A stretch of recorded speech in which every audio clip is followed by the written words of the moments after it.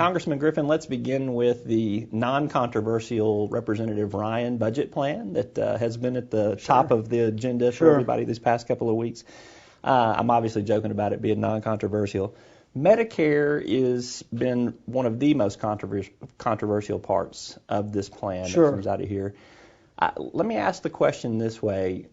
Why do we not just get a Medicare plan that offers some basic services, catastrophic services, and let the private market kind of add on the additional private insurance that someone would need to go forward with that? In order to control cost, in order to contain costs on Medicare, why is that not part of the plan versus this voucher program? Well, I'd say a couple things.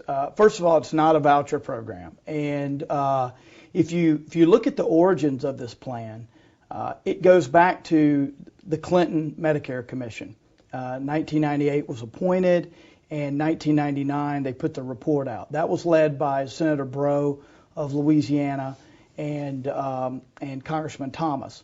And they talked about a premium support plan, which is what this plan is. This plan is based on what they were talking about in that Medicare Commission. And I got a quote yesterday, actually, from Senator Breaux from '99, where he says, this is not a voucher plan. A lot of people are going to call it that because politically that's what they want to say. But a voucher plan would be where you get a voucher and you, separate from the government, go out and just shop on the open market. That's not what this is. This replicates what members of Congress and federal employees have, in that the federal government is still in charge, and they pick and choose who can compete within this framework for your business. And I have never heard a member of Congress say, I have a voucher plan. I've never heard a member of Congress say they don't like their plan. And this is the sort of plan that Senator Breaux and Senator Kerry of Nebraska backed then, and it's what we're adopting now. To your broader question of allowing for sort of a supplement to the government, well, that's to some extent what we have with Medicare Advantage and some of the other plans.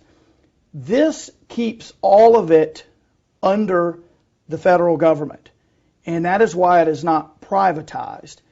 It is managed by, the guidelines are chosen by, established by the federal government. Ultimately, this is about doing a couple things. First of all, it's about saving Medicare. Now, a lot of people are saying, this gets rid of Medicare as we know it. Well, Medicare as we know it is bankrupt in 8 to 9 years. If someone really wanted to get rid of Medicare, they wouldn't propose a bold reform. They would do nothing.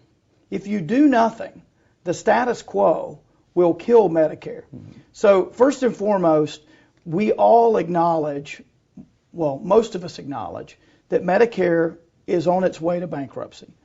What this does ultimately is it is a path to change Medicare for people under 55, yes, but it's a path to save Medicare. If you wanted to do something bad to Medicare, you would simply do nothing, and it would take care of itself. Let's talk about another aspect of the Ryan plan, and that is that it does actually cut some of the spending for the military, about $78 billion over the course of the 10 years, which unfortunately is kind of chump change in the grand scheme of what we're talking about with trillions of dollars. We have a large spread out military operation all over the world, 2 wars at work. Is there more savings to be had from efficiencies and paring back our military spending than the $78 billion that's even in here? Should we be looking at that in that direction? We need to be looking everywhere. I'm not ruling anything out. And a lot of the efficiencies that you're talking about are ones that were recommended by Secretary of Defense Bill Gates. Not Bill Gates, sorry. Secretary of Defense Gates. And what's interesting about that is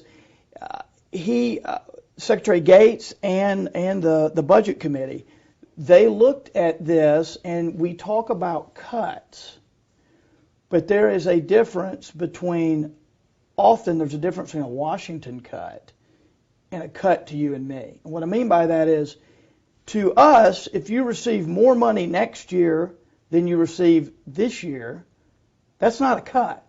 Well, in Washington, if you slow the growth, even though you're going up, that's a cut. So to be fair, when you talk about cuts in the context of this budget, a lot of them are savings. They wouldn't be really cuts to you and me. For example, there's not one penny of cuts in Medicare or Medicaid in this budget. They are continuing to grow. They're continuing to increase, just not as fast. Now, with the defense budget, it's the same type deal. The defense budget has continued to grow. And people talk about defense cuts because it's not as much as this person wanted or that person wanted. But ultimately, that budget, in real terms, has grown every year. We've got to look everywhere we can to identify places to save in the defense budget. And you may have seen that I fought the alternate engine program for the F-35. F-35 fighter has a good engine. The government was funding competition for their own engine. And that engine program we voted down, and there was some talk about getting it going again. Well, it was canceled this week.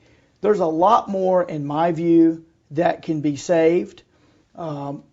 We shouldn't do it willy-nilly and just go in and start slashing because we have troops that count on it.